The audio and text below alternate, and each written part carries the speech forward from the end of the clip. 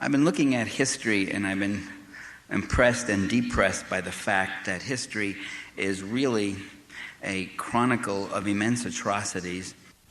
What we have in history is the fact that when surplus value develops, when there's more than a subsistence economy, you have some portion of the population that will do everything it can to enslave and to expropriate the labor of the rest of the people.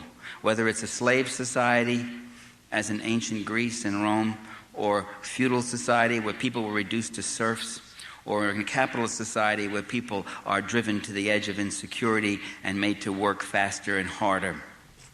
And one of the things that's used in that arrangement is a very conscious instrument of control that's very necessary. And that instrument is called the state.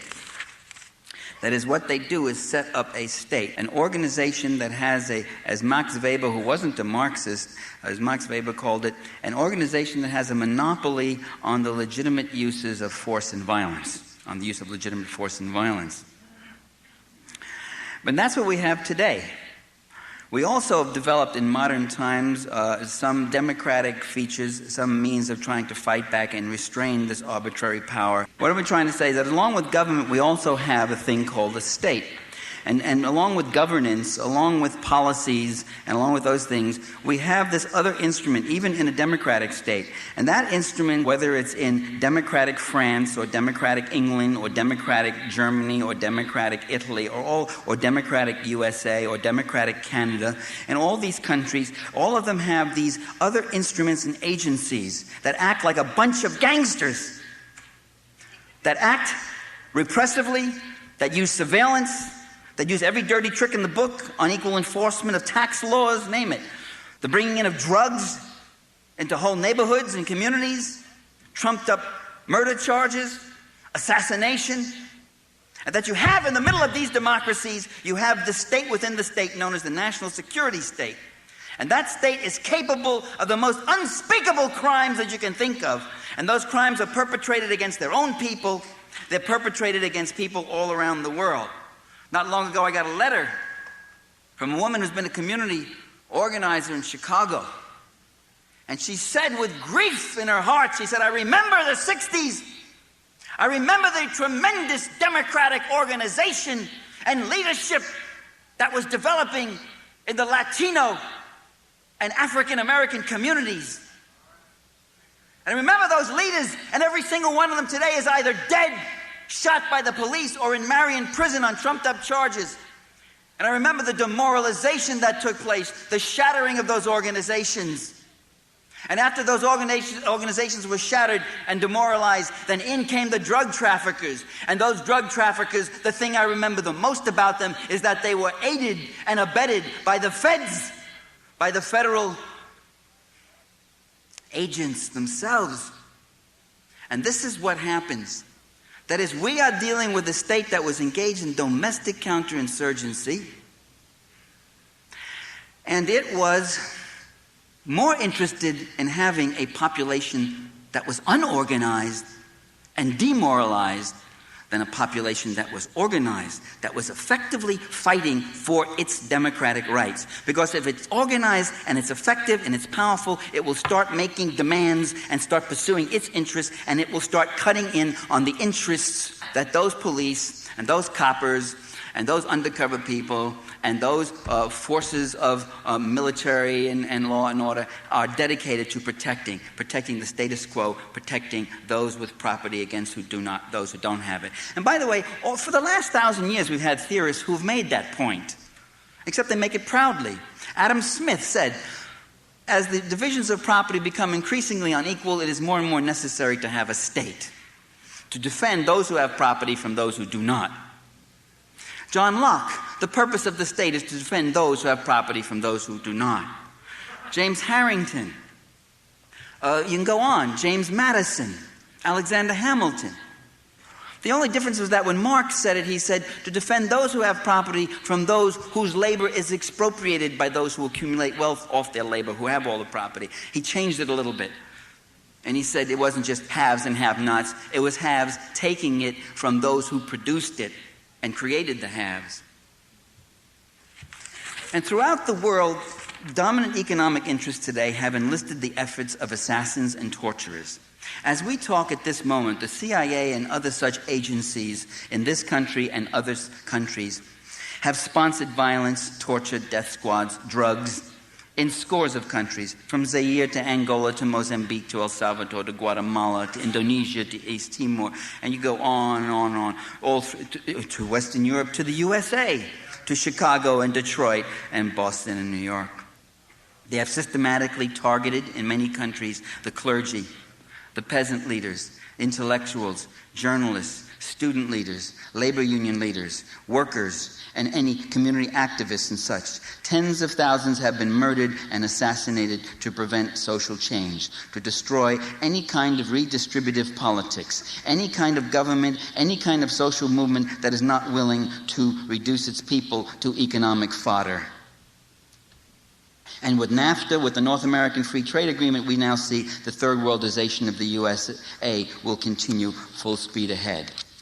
The gangster nature of the state is cloaked by the democratic facade and by the democratic substance of the government. I mean, there is some democratic substance there. Democratic victories have been won. We have struggled, and certain things have been won. And yet, in the midst of this state still goes on. And what is so compelling about an issue like drugs, as Michael Levine is pointing out, is that it's not that we're saying the government is not doing enough about drugs, or that we're losing the war against drugs. It's that the government or elements in it are active perpetrators and purveyors of drugs. And what it is so compelling about the JFK assassination is how nakedly the gangster nature of the state is revealed. It is an awakening. And to know the truth about the JFK assassination is to create a delegitimating force that calls into question the entire state system and the entire social order it represents. And this is why for 30 years the mainstream press has suppressed or dismissed out of hand the findings about JFK's death. The findings of independent investigators like Peter Dale Scott, Harold Weisberg, Carl Oglesby, Mark Lane, Anthony Summers, Philip Melanson, Jim Garrison, Cyril Wecht, and dozens of others. They're called assassination buffs. They're not buffs. Even that word is a limiting and marginalizing and diminishing term. A buff is a kind of a hobby pursuer, you see. It's a kind of a quirky person who follows quirky little interests. Would you talk about Holocaust buffs, would you? No. They are serious investigators of a very serious crime, which leads to all sorts of serious understandings about the criminal nature of the state. And this is why they relentlessly, the mainstream media and the opinion leaders and the political leaders of this country, relentlessly attack or ignore this literature. And this is why they give fulsome, gushing, ready publicity to the likes of Gerald Posner with his book Case Closed, which got put into every major magazine. I couldn't put the TV on all week without seeing this guy's face and hearing him blather these kind of cliche statements whose credibility are dependent on you being totally ignorant of what the investigators for 30 years have been uncovering and the questions that have been raising. And who did a grotesque, idiotic whitewash of the whole thing. And this is why they savaged Oliver Stone's movie JFK, a movie that was very accurate about the specifics of the murder, a movie that reached millions of people, that broke through that thing that they were keeping down. The only movie in the history of Hollywood, and I wrote a book called Make Believe Media, which is about TV and film, so I think I know something about films. At least I did spend the better part of a year reading a lot of literature. It's the only movie that I know of that was attacked 6 months before it was ever released. In the Washington Post and in the New York Times and in Time and Newsweek, and attacked relentlessly for a year after it was released. And this is also why in this past week they kept up the relentless propaganda campaign with the 30th anniversary of the Kennedy assassination to show that Oswald was the lone assassin. And they're always limiting the question, just as the Warren Commission did a priori, was Oswald the lone assassin? Did he act alone? Did he or did he not act alone? Meanwhile, all the serious investigators have a different question. It's not that. He was not at all one of the people who shot Kennedy. He did not act at all, although he was involved in another way. He was involved as a fall guy. And this is why they do this. If you want to know why, you just listen to them. It's not my analysis, it's what they say. The propagandists of the right and the center know why they've got to trash this issue and contain it. Listen to what Tom Wicker of the New York Times had to say. Now, Tom Wicker, he's never written a movie review in his life. JFK came out, and Tom Wicker, who was a columnist, a Washington columnist for the New York Times, suddenly became a movie reviewer. And instead of getting the usual movie review length of 800 words, he got 2,000 words. It's a whole page with pictures and all that. And in that review, he tells us that if the, quote, wild assertions in Oliver Stone's movie are taken at face value, Americans will have to accept the idea that most of the nation's major institutions conspired together and carried out Kennedy's murder. In an era, Wicker goes on, in an era when mistrust of government and loss of confidence in institutions, the press not the least, are widespread and virulent, such a suggestion seems a dubious public service.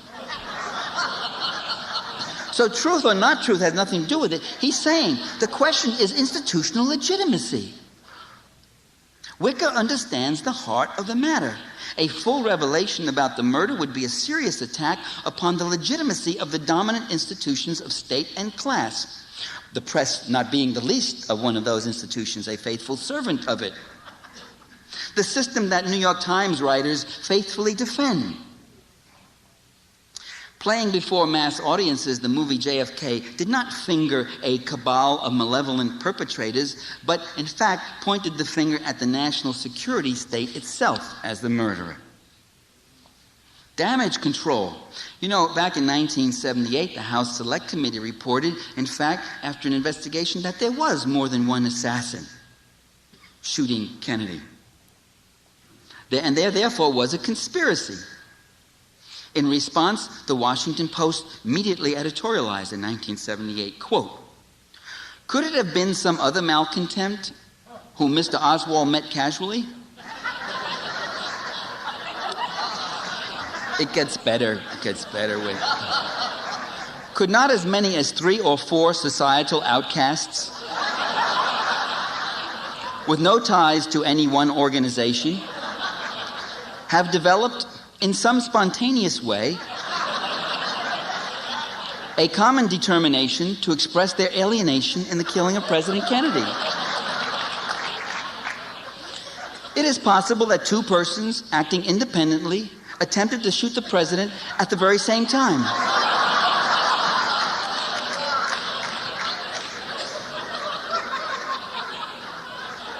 It is possible. It's not at all likely. So sometimes those who deny conspiracies create the most convoluted fantasies of all. David Garrow, who wrote a biography of Martin Luther King, benignly, patronizingly looks at you, at the public mind. And he says that the evidence pointing to a conspiracy to murder Martin Luther King, no. You see what it is? A large majority of the American people do believe in assassination conspiracies. That allows events to have large, mysterious causes instead of small, idiosyncratic ones. I would say the Washington Post had the most mysterious cause of all a few minutes ago. They like that. They like the large causes. You see, but the question of conspiracy has to be decided by an investigation of evidence, not by a priori unscientific and patronizing presumptions about the public mind. In any case, the evidence in King's assassination doesn't involve large, mysterious causes, but very immediate actualities. And the investigators, like Peter Dale Scott and Harold Weisberger and Mark Lane, they weren't impelled by some yearnings, you see. They were impelled by questions of evidence, by things that didn't just seem to make sense, by very immediate empirical things which drew them into this more and more. But which these people who never read that evidence don't have to deal with, and so they can fashion all these theories. the independent investigators demolished the Warren Commission. The first and most effective, perhaps, was Harold Weisberg's book, Whitewash, and then the other one by Mark Lane, Rush to Judgment. Right there, terrific, written 25 years ago. Let's focus on a small part of the actual conspiracy. I can't obviously go through it all. It would take ages. Let's start with Oswald. If you watch television this week, you again, for the 78th time, heard that Oswald was a loner and incompetent, not very bright. You heard he was emotionally disturbed. Gerald Posner got on there, turning instant psychiatrist, and he said, Lee Harvey Oswald was a very disturbed young boy. He had a very disturbed childhood, and he was a passive-aggressive. I said, a passive-aggressive? A passive-aggressive assassin? How does that... That explains why he used a rifle which couldn't shoot straight.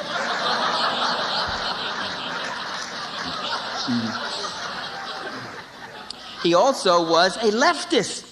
Alexander Cockburn has joined the right and the center, and in a column in the Examiner said he was a leftist. The truth is something else.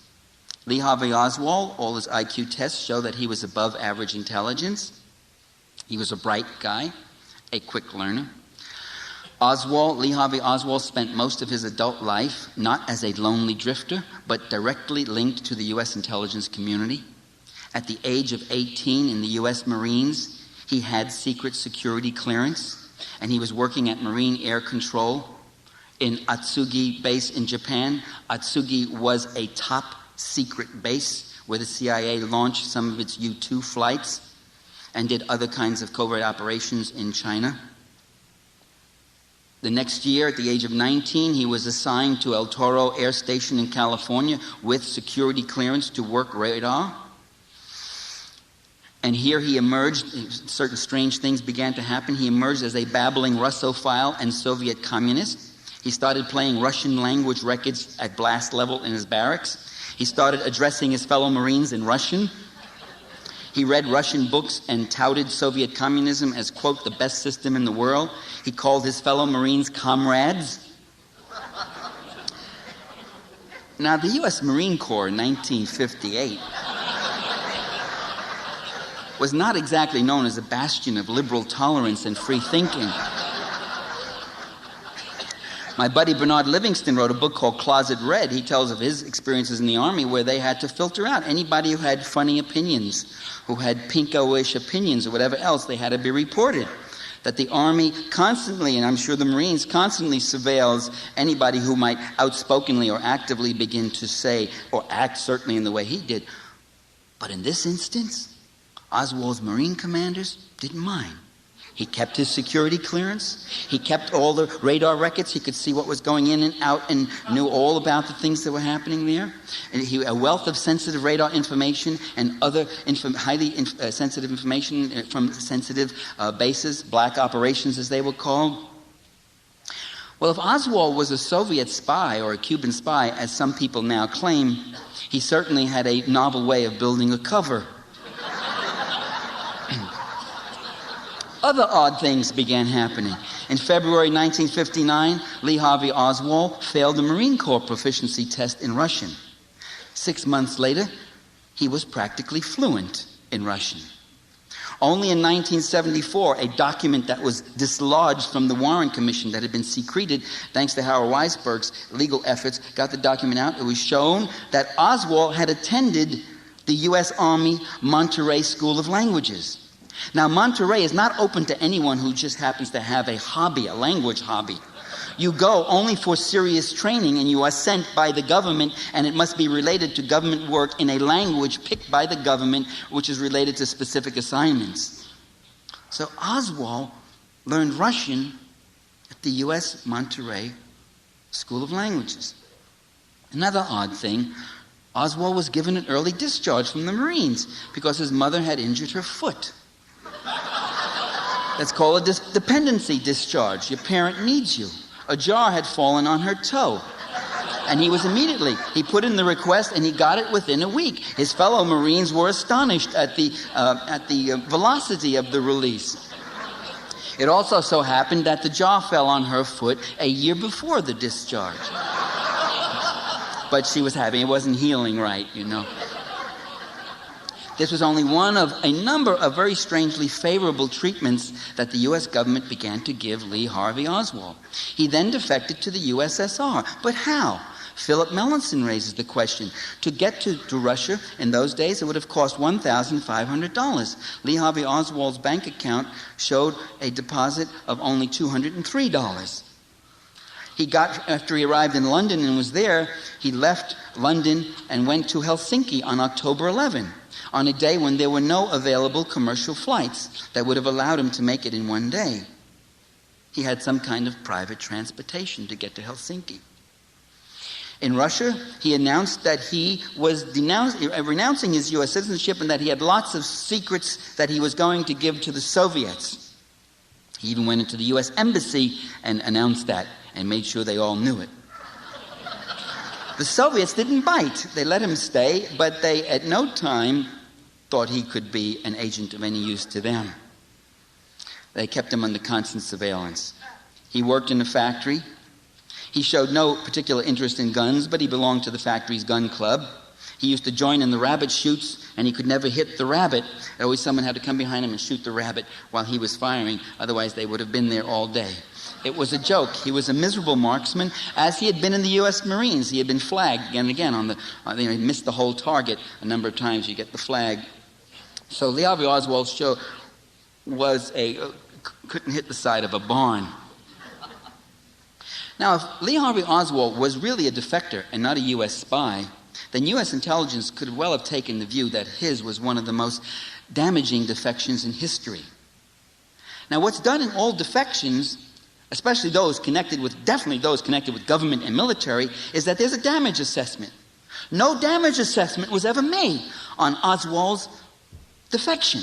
This did come out in the Warren Commission and the House Select Committee. There was no damage assessment? Guess it was just overlooked. We don't know. After 2.5 years, he applies to return to the U.S. This is after renouncing his citizenship, announcing he was going to give away secrets. And instead of being grabbed when he comes out and tried as a traitor, the U.S. accepts him back. And he says he was never debriefed. In fact, he was debriefed in Holland, in Amsterdam, but the CIA has no record of debriefing him, doesn't know who he is, never touched him, was never near him. And their explanation before the commission was that there were so many tourists coming in and out, that there was nothing particularly about him that would catch our attention. One might wonder, what is needed to catch your attention? A defector, secrets, all that. After the assassination, the CIA claimed that they suspected that he was a Soviet spy. They still didn't debrief him then. That makes it even more curious. He gets out of Russia, and what does the State Department do? They give him money. They give him money to travel back to the U.S. and get set up. They pay all his travel and moving expenses and those of his wife's. He's given back his passport with full rights to travel anywhere and denounce the U.S. government again someplace else. His wife is exempted from usual immigration quotas. No waiting. No exclusion for having belonged to the Soviet Komsomol, which was the Communist Youth Organization, which is a violation of U.S. immigration laws. Yet she was allowed in. Once back in Dallas, Lee Harvey Oswald settles in under the wing of one George de Mohrenschildt, a right-wing Russian with CIA ties. And this begins a whole pattern that goes on in Dallas and New Orleans, namely forays out into the public eye as a leftist. Once back in Dallas, Lee Harvey Oswald settles in under the wing of one George de Mohrenschildt, a right-wing Russian with CIA ties.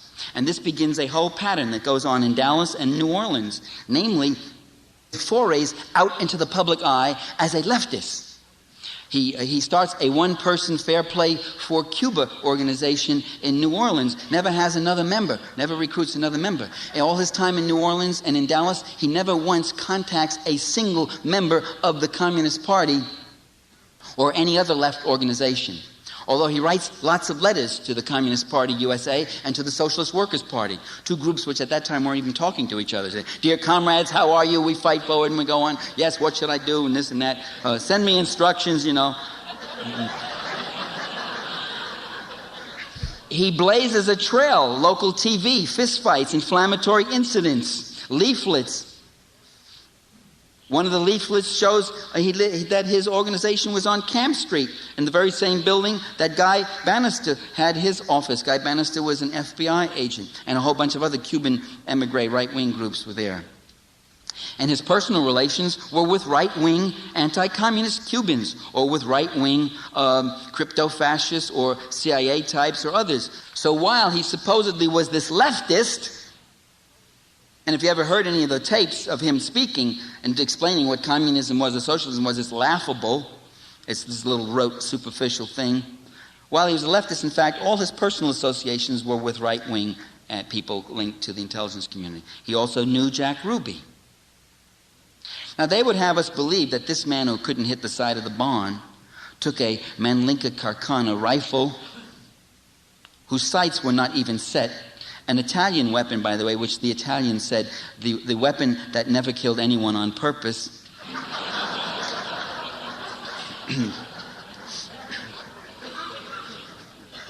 And he fired and killed the President of the United States. That he would forego shooting President Kennedy when he had a full body shot of him coming right at him down Houston Street, right toward the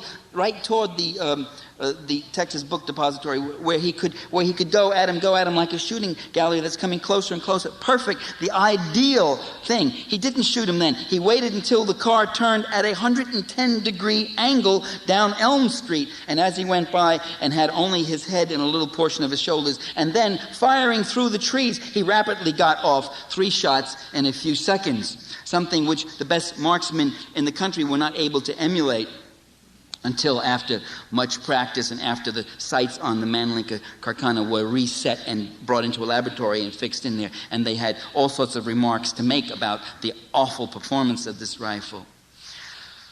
By the way, right through a tree that was later cut down.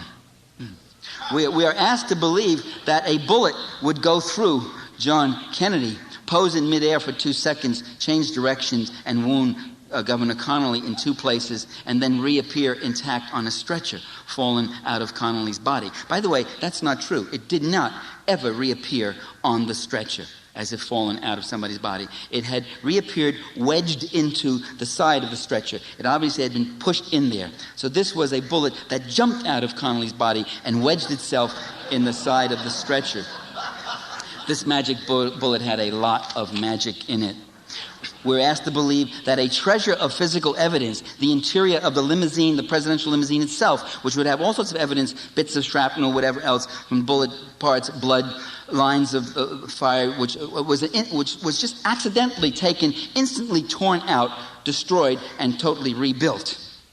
That this was not a deliberate cover-up. But we're asked to believe that Kennedy's brain just disappeared. That the X-ray, which now shows a reconstructed head with no exit wound, is oddly taken with no jaw. So it could be anybody's. You can't do any kind of dental identification to see if that X-ray is President Kennedy's. That the autopsy was just botched innocently. We're asked to believe that Jack Ruby, a gambler and gangster with links to the Cuban exiles and an acquaintance of Oswald's, who once worked for Congressman Richard Nixon for the House Un-American Activities Committee in Chicago when his name was still Jack Rubenstein, before he changed it to Ruby.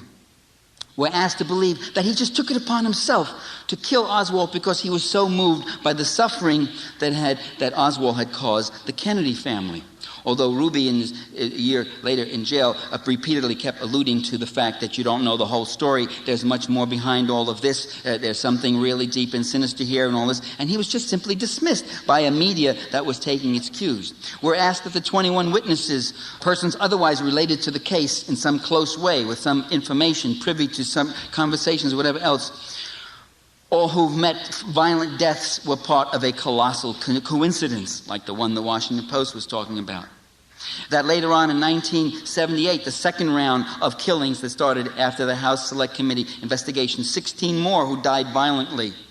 They just happened to die coincidentally, violent deaths, including one of them being George de Mohrenschildt himself, killed by a gun blast to the head 3 hours after a House Assassinations Committee investigator had tried to contact him. He was being set up for an interview. He was being set up for a lot more than that. George Mohrenschildt was not only close to Oswald, But in his telephone book, there was found an inscription or an insert to George Pappy Bush, that he was a close friend of George Bush, and there was a correspondence between them. The sheriff's office in Palm County, Florida, found that his shooting was very strange, and it was ruled a suicide. William Sullivan, a third guy in the FBI, who was supposed to appear before the House committee to talk. By the way, Sullivan was on CIA, according to Robert Murrow, he was on the CIA payroll. He was shot right outside his home by a man who claimed to have mistaken him for a deer. He was charged with misdemeanor and released in custody of his father, a state policeman. Sam Giancano, who died from natural causes when his heart stopped beating after a bullet went through it. One day before he was to testify about mob and CIA connections, while under government protection. And by the way, what comes out of this whole thing is the incredible linkages between the CIA and mob families and mob figures again and again. Because after all, the mob is very functional. They can do the kind of dirty things that the CIA may sometimes want them to do. There are even some on the left, like Noam Chomsky and Alexander Cockburn, who argue that this whole interest in the assassination comes from a Kennedy revival, a Camelot yearning, the yearning for a lost Messiah. I'm giving quotes. These are quotes right from Chomsky. Cockburn and Chomsky and others, they challenge the notion that Kennedy was assassinated for intending to withdraw from Vietnam or undo the CIA or end the Cold War. These things could not have led to his downfall because they were not true. Kennedy was a cold warrior, a counterinsurgent who wanted a military withdrawal from Vietnam only with victory. I have argued similarly in my book, Democracy for the Few, that in fact, indeed, Kennedy was a cold warrior and a counterinsurgent, and that he should not be romanticized as a progressive. Chomsky, Cockburn, and others claim that the change of administration that came with JFK's assassination had no large-scale effect on policy, not even on tactics. In other words, if Kennedy had lived, he likely would have fabricated a Tonkin Gulf casus belli. He would have introduced ground troops in a massive land war, as Lyndon Johnson did. He would have engaged in the merciless B-52 carpet bombings of Laos, Cambodia, and Vietnam, as Richard Nixon did. He would have risked destroying his own electoral base, proving himself a mass murderer as bad as Nixon. Chomsky and Cockburn don't tell us how they know that. All we know is the one surviving Kennedy, the Robert Kennedy, in fact went a different way. He became an anti-war critic. He opposed the war. He broke with the Johnson administration, and he said that his brother's administration, his administration, had committed terrible mistakes.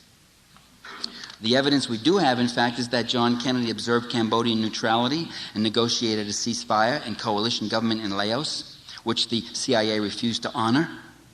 They preferred to back a right-wing faction that continued the war. Chomsky says much about troop withdrawal. He just wrote a whole book on this, Camelot Revisited and all that. But he says very little about troop escalation, other than to offer Roger Hilsman's speculation that Kennedy might well have introduced U.S. troops, ground troops in South Vietnam. Maybe so, maybe not. In fact, the same Hilsman noted in the New York Times not long ago, and Chomsky doesn't note it, that in 1963, Kennedy was the only person in his administration who opposed the introduction of U.S. ground troops. He was the only thing preventing an escalation of the war. Forget the question of withdrawal or not withdrawal. He was a barrier in that sense. Whether or not there are certain left analysts who think Kennedy was or wasn't a progressive or a liberal and thinks that the CIA had no reason to kill him or other people had no reason to be dissatisfied with him, the fact is, do they see it that way? You know, entrenched interests are notorious for not seeing the world the same way that left analysts do. In 1963, people in right-wing circles, including elements in various intelligence organizations, did not believe that Kennedy could be trusted with the nation's future. Now, some months ago on a San Francisco talk show, I heard a guy come on. It was on KGO, and he said, "I've never said this before. I never said it. It's the first time I'm saying it. But I worked for Army intelligence. And in 1963, I was in Japan, and the accepted word around then was that Kennedy would be killed because he was messing too much with the intelligence community. And when word came of his death, we were, all I could hear were delighted comments like, 'We got the bastard.'" What JFK's enemies what they saw was something different from what Chomsky and Cockburn have seen. They fixed on Kennedy's refusal to provide air coverage, the Bay of Pigs, his refusal to go in with U.S. forces, his unwillingness to launch another invasion of Cuba, his no invasion guarantee to Khrushchev on Cuba, his atmospheric test ban treaty with Moscow, his American University speech calling for a re-examination of our Cold War attitudes toward the Soviet Union, his unwillingness to send ground forces in a massive form into Vietnam, his antitrust suit against General Electric, his fight with U.S. Steel over price increases, his challenge to the Federal Reserve Board, his warm reception at labor conventions, his call for racial equality and responsiveness to civil rights leaders, reluctant responsiveness, his talk of moving forward in a new frontier. Erwin Knoll, the progressive, says that he admits he has no idea who killed Kennedy. But this doesn't keep him from asserting that the Oliver Stone film was manipulative and that Stone provided false answers. How do you know that, Erwin, if you have no idea who killed Kennedy? And the remarkable thing about Erwin Knoll and Noam Chomsky and Alexander Cockburn is they don't know a damn thing about the criticisms and investigation that's been made. We've said this again and again. In the rebuttals in the Exchange in the Nation, almost every one of them said Alexander Cockburn doesn't know anything about this case. He doesn't know anything about Lee Harvey Oswald, really. He doesn't know just some of the questions I brought up. They don't know anything. And they never deny it. They never say anything. They go on with their patronizing comments. Well, Chomsky, patronization and condescension. Cockburn with vitriol and venom. They go on attacking those who supposedly are idealizing Kennedy. Erwin Knoll shows he's flexible, though. He says he allows that the Warren Commission did a hasty, slipshod job of investigation. I disagree. The Commission did a brilliant job of investigation. It sat for 51 long sessions over a period of several months, much longer than most major investigations. It compiled 26 volumes of testimony and evidence. It had the investigative resources of the FBI and CIA at its command. Far from being hasty and slipshod, it painstakingly crafted theories that moved toward its foreordained conclusion, that Oswald was the assassin. It framed an argument and moved unfailingly to fulfill that argument. It failed to call witnesses who saw something different from what it wanted to hear, who not only heard, but who saw people on the grassy knoll shooting. It failed to call them. It ignored or reinterpreted what little conflicting testimony that did creep into its proceedings. All this took deliberate effort. It was carefully crafted, painstakingly. A hasty, slipshod investigation would show traces of randomness in its errors. Some would go this way, some would go that way. But the Commission's distortions consistently move in the same direction in pursuit of a prefigured hypothesis. The gullible U.S. public that Erwin Knoll talks about. Knoll condemns Oliver Stone for playing on the gullibility of the American people. See, he's not gullible. He's cool. He doesn't fall for this. He's so cool that he didn't even go see the movie, you see. The U.S. public has not bought the official explanation. 78% say they believe there was a conspiracy. And both Chomsky and Cockburn in The Nation, Chomsky in Z Magazine, and again in a letter in exchange with me, both of them dismiss that fact and point out the same identical analog. They point out that, in fact, over 70% of the people also believe in miracles. So, what does that prove? And what has that got to do with the question at hand? That people can have a stupid opinion about one thing doesn't mean they're stupid about everything. In fact, Chomsky and Cockburn are themselves evidence of that.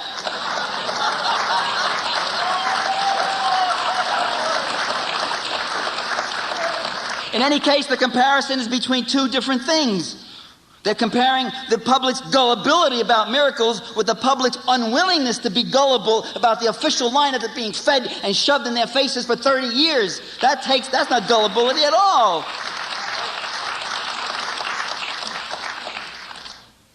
Alexander Cockburn and Noam Chomsky have told us that we must not reduce great developments in history to conspiracy, for then we lose sight of institution, class, and other systemic factors of American capitalism. I don't need them to tell me about systemic factors in American capitalism. I use a structural analysis in all my writings. But investigating the JFK conspiracy, we are not looking for an escape from something unpleasant and difficult. That's psychiatrist Noam Chomsky speaking. But we're hitting upon the nature of state power in what is supposedly to be a democracy. conspiracy is not something that's in contradistinction to structural analysis. It is part of it. These guys will use conspiracy, they will use legitimacy, they will finance elections, they will use publicity campaigns, they will set up liberalish organizations, they will set up alternative trade union movements, they will use assassins and death squads, they will use every single conceivable thing there is. And this was one of the things they used. When they had someone who was giving them trouble, when they had someone who was standing in their path because he was a little too bright and too shiny, when they had an agenda to save Southeast Asia from communism, they would kill one of their own. And that is a tremendous revelation. It was a startling revelation to the American public to make them realize what kind of a gangster government and national security state we really have in this country and what it does around the world.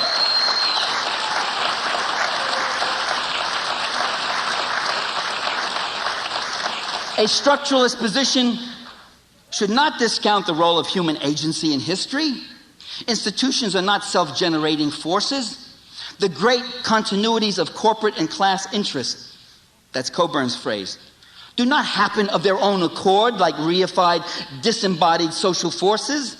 Neither empires nor national security institutions come into existence in a fit of absent-mindedness. Although the British elites used to say that, the British Empire was accumulated in a fit of absent-mindedness. Give me a break, as these guys plotted and killed and brought armies in and destroyed and bribed and murdered and lied and did all the things and plundered these countries and plundered them. Absent-minded? God knows when you focus your attention what you would do.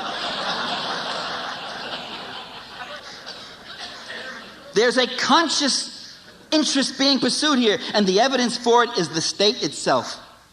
These events are created by willfully intended policymakers who pursue specific interests. It is the essence of the state and the function of state institutions to act as conscious agents in recreating the conditions of politico-economic hegemony. That's what it's there for. That's what they're paid to do. To achieve their goals, state leaders, especially those within the national security state, will resort to every necessary form of mass manipulation, deception, and violence, even against one of their own, whom they have come to see as a liability. Conspiratorial action is not, brothers and sisters, is not something separate and exclusive of institutional presence. In fact, there's a constant interplay between the two. And by the way, all this call for structural analysis, institutional analysis. Where's the institutional analysis in the nation? All you get are conspiracies, inside intrigues, events, happenings, articles that preoccupy with immediate policies, issues, events, personalities, secret deals, all that kind of stuff. All of them of vastly lesser magnitude than JFK assassination. And yet in 30 years, the nation and the progressive have never published a single word by investigators like Peter Dale Scott and such, except a letter to the editor once in a while.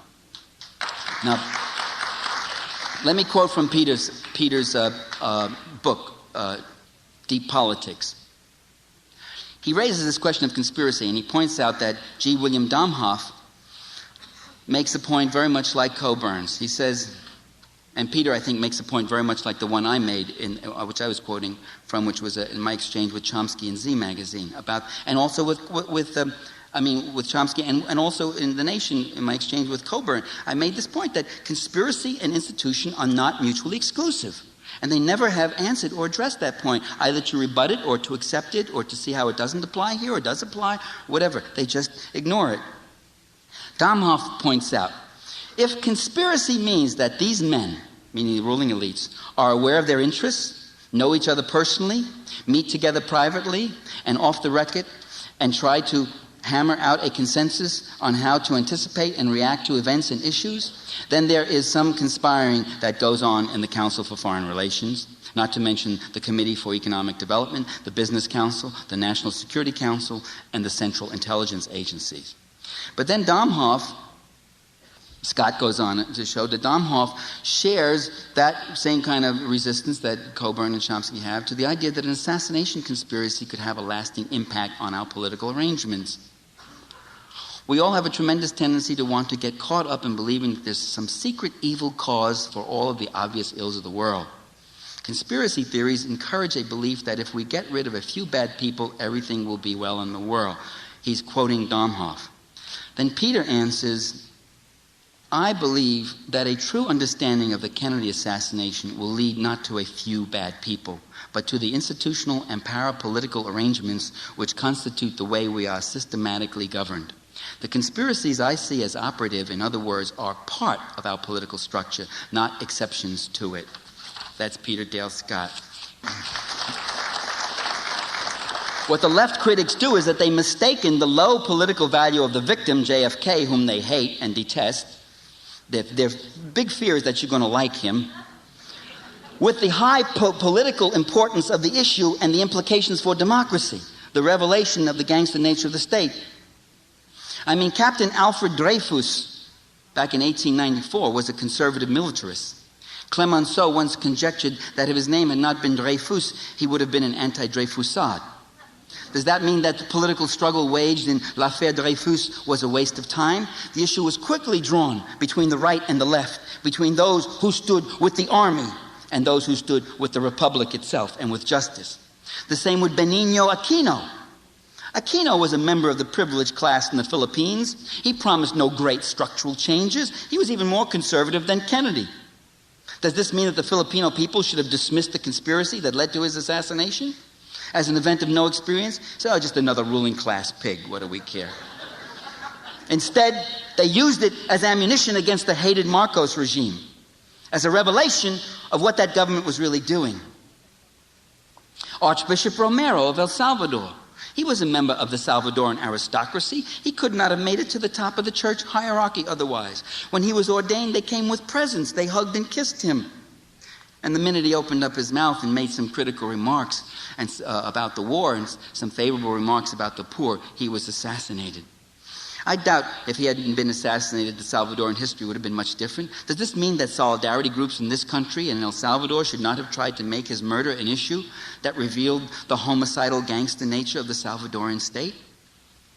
Instead of seizing the opportunity, some left-writers condescendingly ascribe a host of mass psychology motivations and emotional needs to those of us who are concerned about the JFK assassination. They psychologize about our illusions, our false dreams, our longings for messiahs and father figures, and our inability to face unpleasant realities the way they can. They deliver patronizing admonitions about our conspiracy captivation and Camelot yearnings. They urge us not to escape into fantasy. They are the cognoscenti who guide us and outleft us on the JFK assassination, a subject about which they don't know a goddamn thing and whose significance they will never be able and have not been able to grasp. I have a different name for our interests. It is not JFK worship. It's not Camelot yearnings, as the left critics would say. It's not big evils and conspiracy titillation, as the mainstream media would say. Our interest is born of democratic struggle, a desire to know what is going on, a desire to have rulers who are worthy of our name and the name of democracy. Thank you.